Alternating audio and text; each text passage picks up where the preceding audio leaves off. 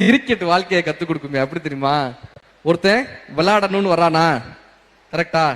ஒருத்தன் விளையாடணும்னு பேட் எடுத்துட்டு வந்தாலே அவனை அவுட் ஆக்கணும்னு ஒருத்தன் பால் எடுத்துட்டு வரானா, நம்ம வாழ்க்கையில ஜெயிக்கணும்னு வந்தாலே நம்மளை தோக்கடிப்பதற்காக எதிரில் ஒருத்தன் காத்துக்கிட்டே இருப்பான், எப்பயுமே காத்துக்கிட்டு இருப்பான். ரெண்டாவது என்னடான்னா, இவன் பேட் எடுத்துட்டு வர்றான், அவன் பவுலிங் போட வர்றான். கூட ஒரு 10 பேர் எதுக்கே வர்றாங்க?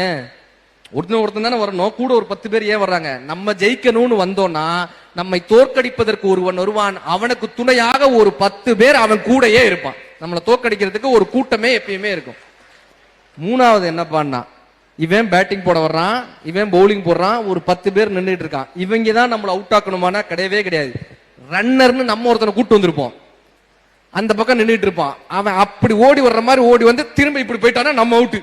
என்னடா அர்த்தம்னா, வாழ்க்கையில எதிரிகளிடம் மட்டுமல்ல நண்பர்களிடமும் ஜாக்கிரதையாக இருக்க வேண்டும் என்பதை கிரிக்கெட் கத்துக் கொடுக்குது.